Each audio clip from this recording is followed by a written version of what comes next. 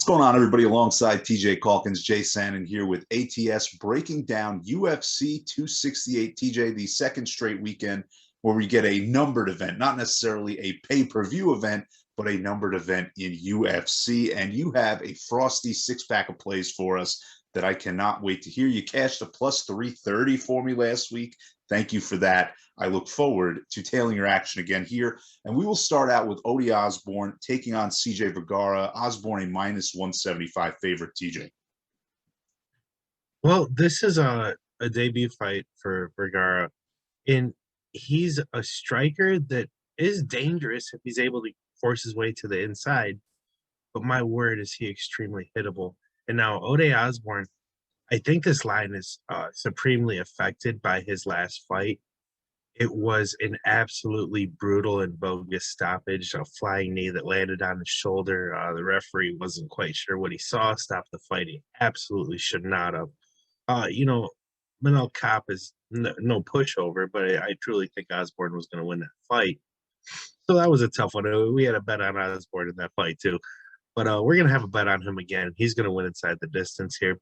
He's just longer. He's a better striker. If for whatever reason this fight hits the mat, both fighters are able to wrestle. He's going to be a much better grappler.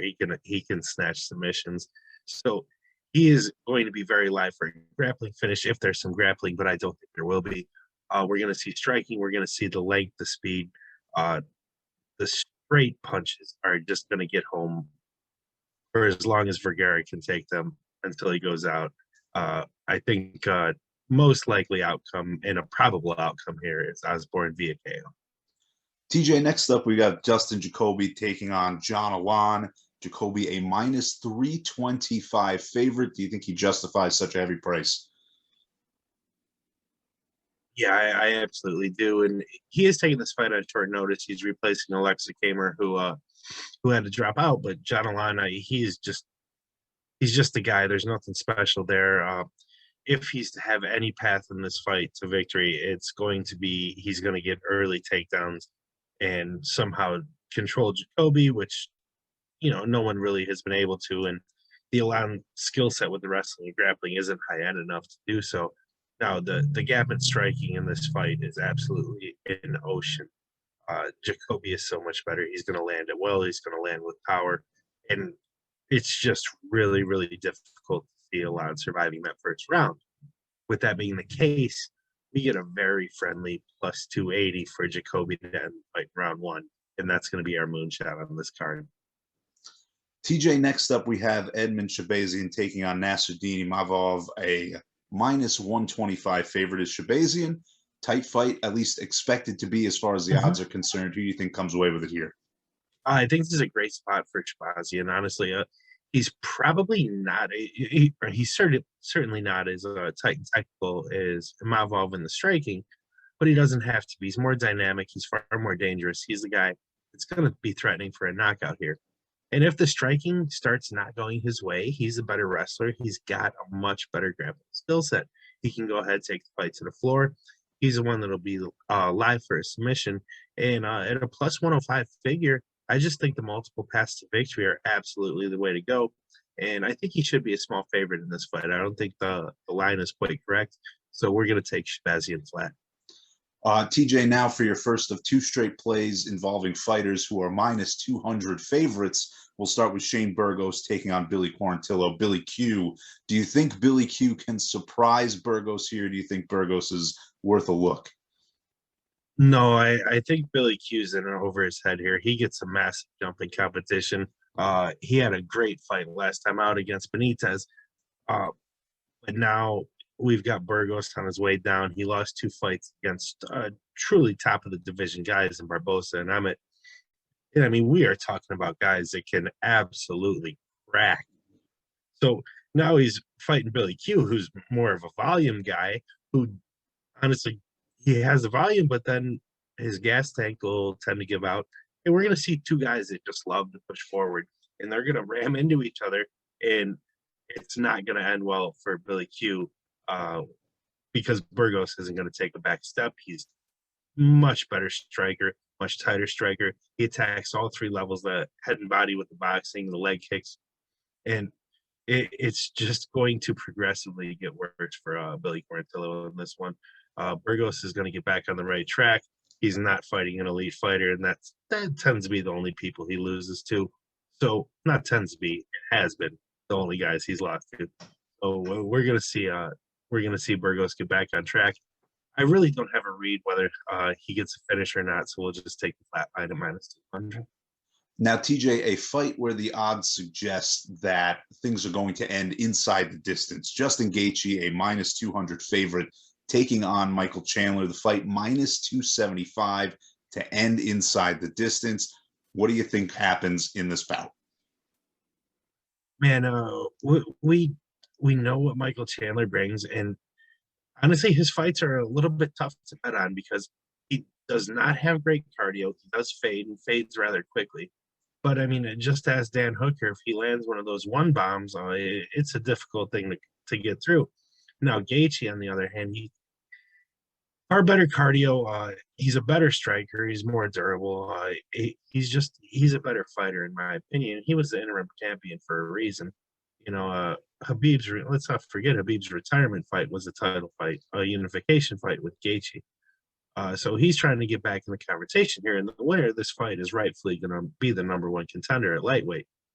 Now, Chandler's going to come out. He's going to try to knock Gaethje's head off, and I just don't think he's going to be able to. Both guys can wrestle, so I don't think either guy's going to get the other one to the ground. I don't see Gaethje trying. Chandler might, especially if the striking's going the wrong way and he starts fading. But yeah, Gaethje's much more likely to be the one to eat the power shots, while Chandler won't. I mean, 3 times in his last 9 fights, Chandler's been knocked out in the first minutes. So I think that's going to happen a 4th time here, and we're going to take Gaethje inside the distance. And finally, TJ, the main event of UFC 268, Kamaru Usman, a -315 favorite, taking on Colby Covington.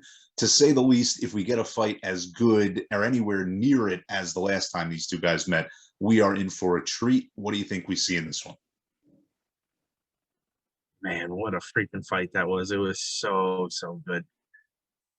I don't know how you can watch that first fight and have any justification for a line over 300 on either fighter. It's absolute insanity. I understand Usman has more power. I understand he's been beating the world. But at the same time, his 5 title fights, the Covington fight was the only true test. I mean, he fought Masvidal twice, he fought Woodley, and he fought Gilbert Burns. And I mean, Gilbert Burns is now the class of that group. And I think Colby would absolutely have a field day on Burns in the striking, just like Usman did.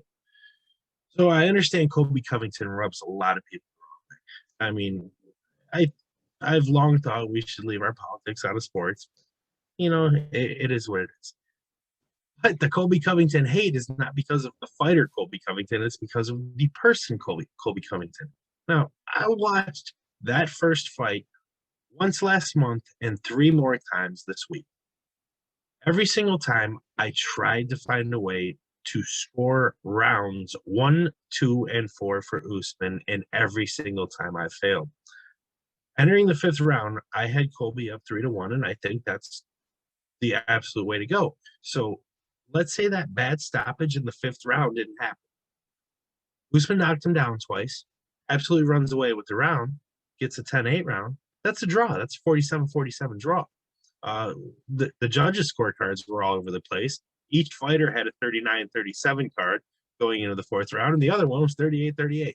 So this is such a tight fight. We're seeing Usman try and throw more power shots now. I don't know if that had to do with just trying to put Burns out, knowing that the pace and the pressure and the volume like Covington brings wasn't going to come from Burns. But I think if he just tries to sit down on every shot now, the absolute consistent onslaught of volume from Covington is going to be a huge problem for him. He fought the best fight he could, I thought, in that first fight, and he broke Colby's jaw in the 3rd round. So I mean, that was absolutely a clean left, and that didn't put Colby out. So maybe perhaps without that injury, the knockdowns in the 5th round don't come. And Well, we do need to talk about the stoppage. I mean, Colby, he got knocked down. He was hurt, but he was intelligently defending himself. He was in on a double leg. The finishing shots were actually going to the back of the head. So there is controversy there. I understand most people wanted Usman to win. Okay, fine, but that was not a good stoppage. I still, each time I watch it, I didn't agree with. So when we get a fighter sitting at plus 245 like Colby Covington is, in what is much closer to a coin flip fight, Usman should be 130, 140, not 315. It's just wild. So while Colby is probably not a probable fighter to win, when we're getting plus 245 on something that's pretty close to a coin flip scenario, we're going to take that value every time. I love to see it, TJ. I am hoping that you can bring me a second straight weekend with a big plus money cash. I cannot wait to watch it play out, TJ. Thank you, as always, for bringing the knowledge on UFC.